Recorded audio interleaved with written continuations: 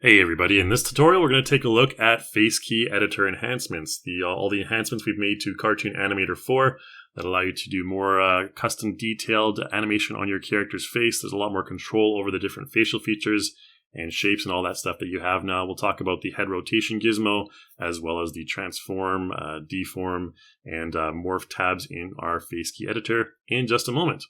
Okay, so on the screen right now, we have our character Red. You can find her under the Actor tab under Character, G3360, G3360 Head, or Humans rather, and down here you'll find Red F. Okay, you can just click and drag her into your scene. Okay, so without further ado, let's get right into the main tool of the show here, which is the Face Key Editor. Okay, you can also use the Control K hotkey to bring it up. Okay, so once that's loaded up, you'll see we have a couple of tabs here. We have our Morph tab, our template tab that allows you to have different facial expressions, templates, and our transform tab allows us to move different facial features around the face, and our deform tab, which allows us to deform them.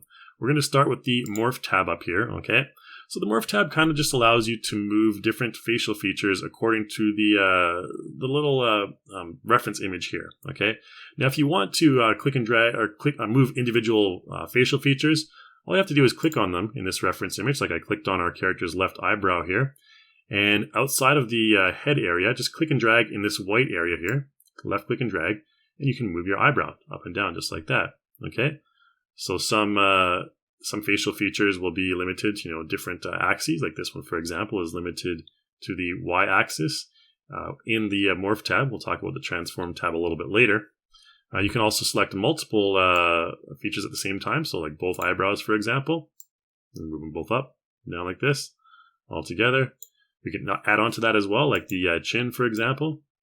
We can have the mouth open and close like this, and we can even take stuff like the eyeballs, okay? Select the two eyeballs, and there you go. Now the eyeballs can move in different axes, and you can see the mouth, the chin is also slightly moving as well, okay? Right, and if you've selected a bunch of items, like say for example, we just selected the eyebrow, the cheek here, for example, and I don't know, let's do this for now. If we click and drag, we can create kind of like a little smirk right here. Okay, have our character smirk. Maybe on the other side, we can do the this part here, the nose, and maybe the eyeballs. And, kind of a little smirk on your character right there. Okay, so you can puppet them all or control them all together or individually if you want.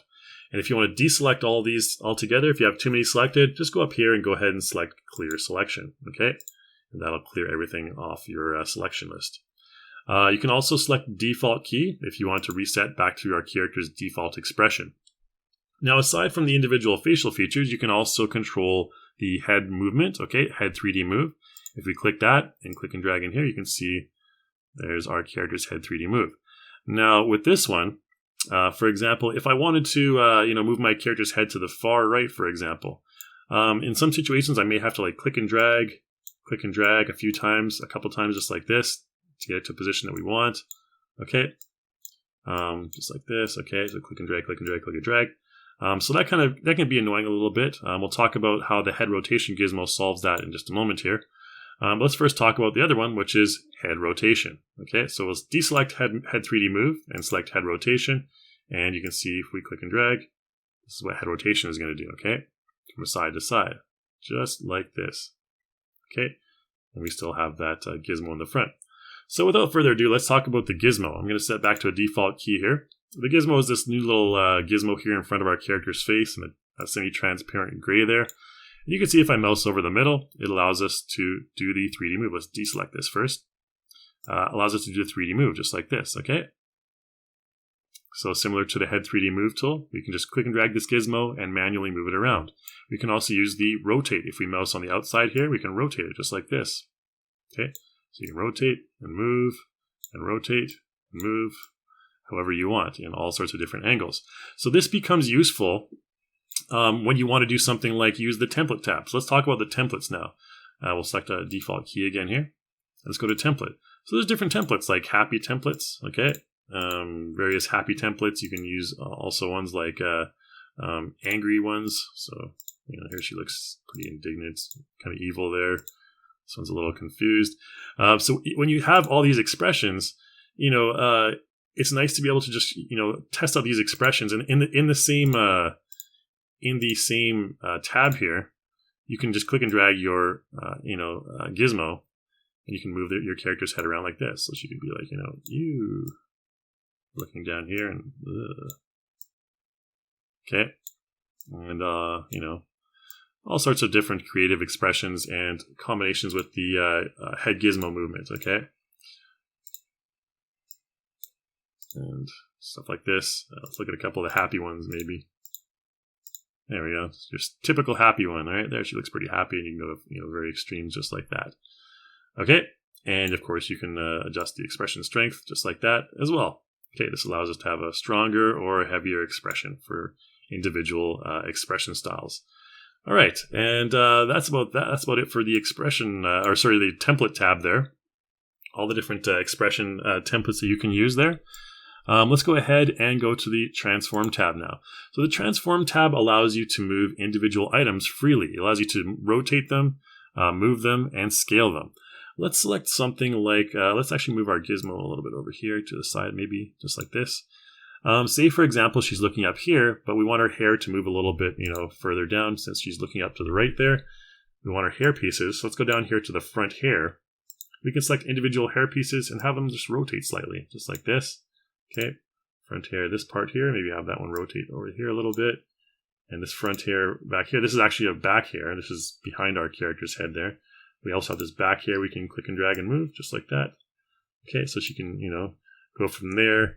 And then if we want, we can, find our gizmo here. Let's use our head rotate. And we can take our gizmo here. Make sure it's not off the screen, by the way. And then we can go down here, and then we can use our transform and, do the opposite. So take our back here and move it up here like that. And then take our front hair and slightly this way. And, so on and so forth. Okay, so you can, create a combination of transform movements. You can also scale things, like if you want to scale the eye, for example. You scale the eye larger and smaller. You can take the mouth and rotate the mouth if you want, just like this. Okay, you can maybe move it over here to emphasize different expressions.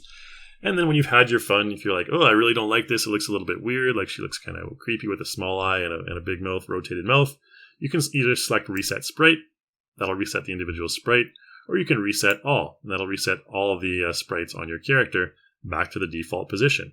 And you can go again, default pose, and get this expression right here. And if we just go back to morph, we can select default key, and everything will be back to normal. However, we still need to go back here and select default pose one more time to get our eyes back to normal there as well. Okay, so that's the transform. That's kind of what you can do with transform. And again, you can use all these tools in various combinations to get the results that you want. Finally, let's look at deform. Let's move our character to like a different angle here maybe, and let's use this happy template right here. Now, deform, what you can do is you can, select individual parts of your character. Like, let's select the entire face, for example. Now, the face, we can, it'll come up with a default grid here. And this is our character's face's default grid. And this allows you to really move individual parts, separately. So I can take this part and this part separate, and again, this one has a reset, so we don't need to worry about doing too much damage here. And again, this really goes into a lot of detail. If you can have a lot of fun just moving all the different points that you want around here. You can select the hair, and if we want for the hair, we can maybe change it down to like 3x3, and that allows us, to make larger amounts of movement. I'm going to take that chin here and bring it back to normal there. There you go. Okay, and then you can just click on them by themselves, and you can just have fun deforming all day long. You can deform stuff like the right eye, for example. You can, give her slightly more interesting eyes here, just like this, and the mouth can also be.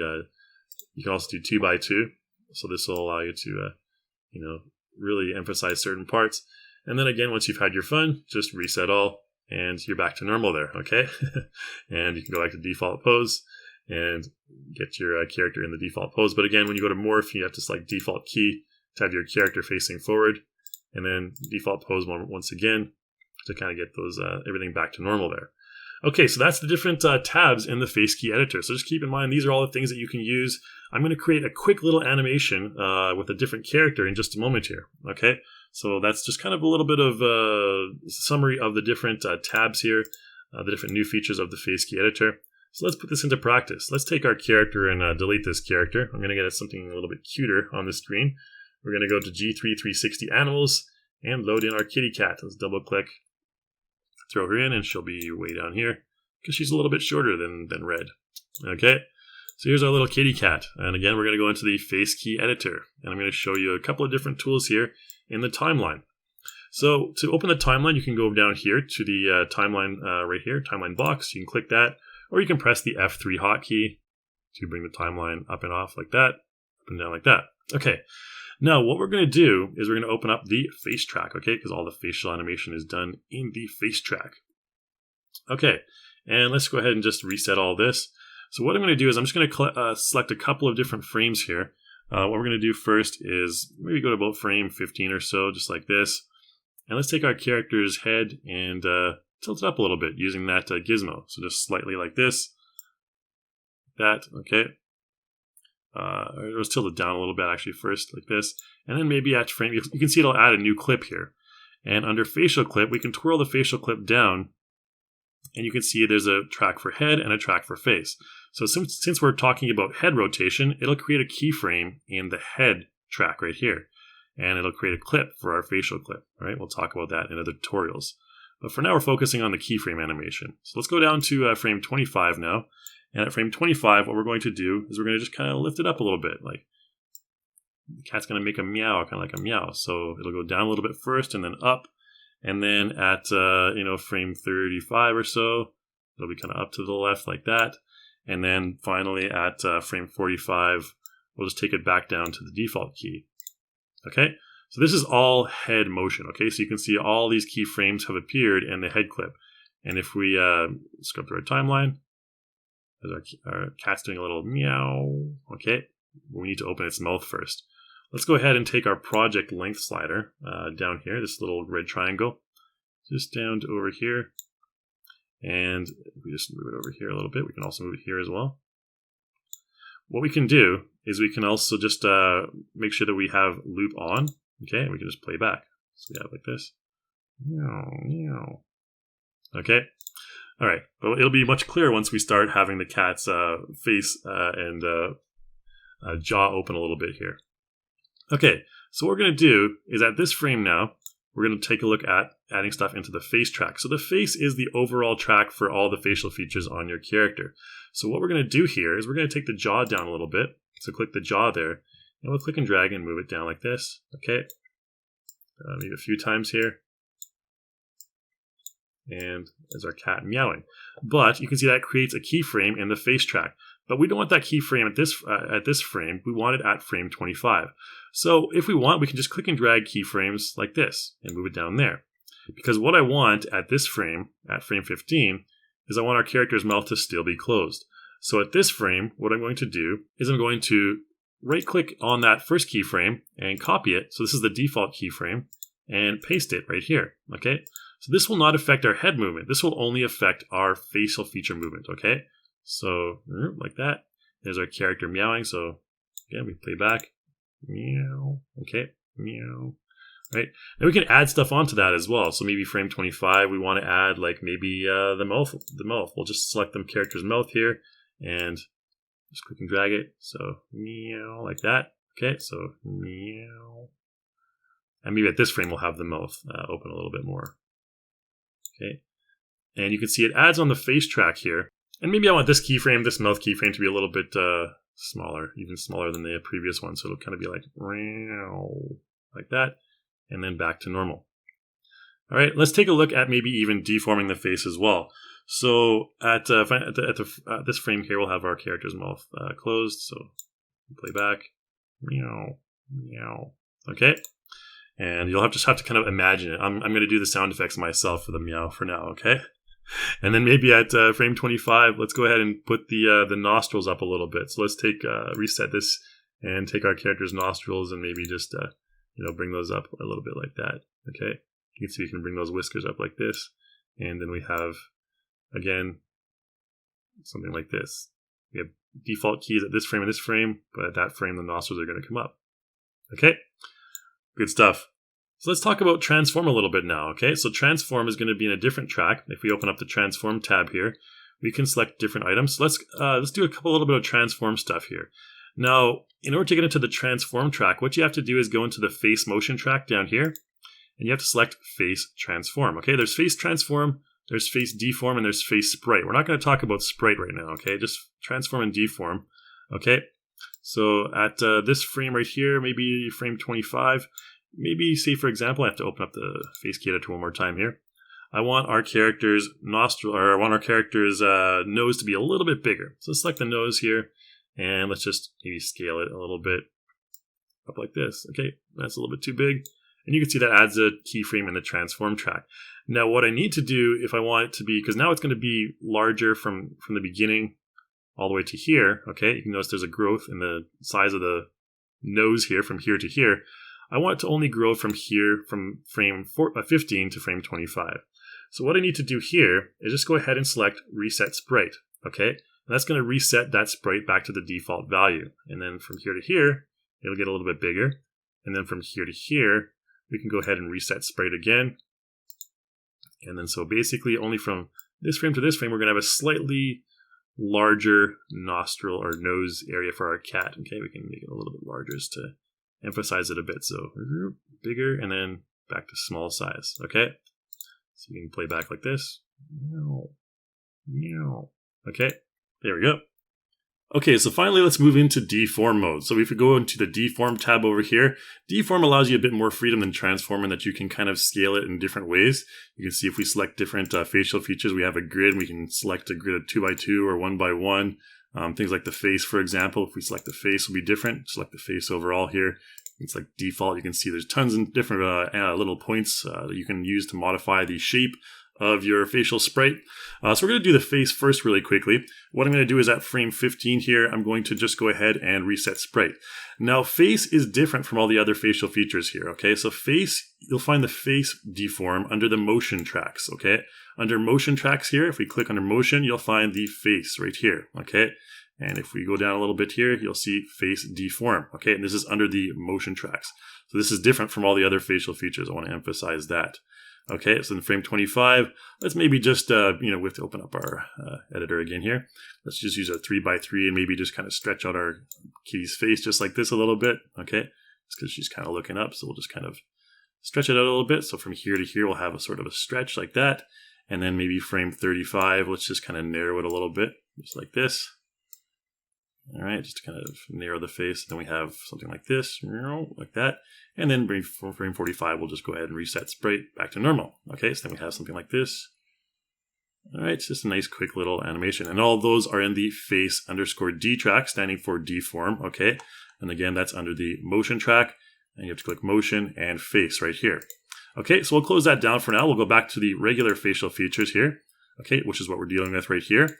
And I'm going to go over here to the key editor again one time, and we're going to just modify the eyes slightly, okay? So this time we're going to choose left eye and right eye, and we'll just go ahead and do a similar thing. At this frame here, we'll just reset sprite, and frame 25, I'm going to go ahead and maybe give the kitty cat a little bit of a sad kind of eye like this, okay? We'll just kind of bring it up a little bit, and take this point here and bring it over just like that, okay?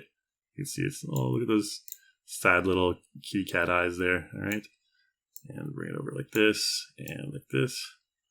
Okay, so then from this frame, when she starts meowing, oops, we need to reset the sprite here again as well. Okay, so from here to here, you can see those eyes morph into those really cute little kitty cat eyes, and then we'll just take them back down here. We'll reset sprite for this one, and reset sprite for this one, and then we have something like this. Okay, so there you go. Okay, so then we have our meow, our completed meow, the deform, and everything all put together into one. Okay, so again, make sure that you're aware that all the facial features, they'll be under the face track right here. Okay, under face motion, you can find, let's go for example, left eye and right eye. These are the ones we just modified. Okay, so you can see left eye _ D right here. Okay, and right eye _ D Under face motion track, we can also, what do we also modify? Just those two, okay? So again, the face will be under a different track, under the motion tracks, okay? Any of the facial features will be under the face itself, okay? So just so you're aware on where you can find and modify all those keyframes for future reference. All right, so that's really all I wanted to show you guys in this tutorial. Thanks so much for watching. Just kind of wanted to show you a couple of ways you can use the face key editor to create some really cool and more realistic and morphy kind of animation. Again, using deform, transform, and all of those tools combined together. And we'll have more detailed tutorials on that probably in the future. But for now, that's about it. So thanks so much for watching, everyone. Hopefully you check out our forums at forum.reallusion.com and our learning center on the product webpage for Cartoon Animator 4. And I hope to see you in the next video.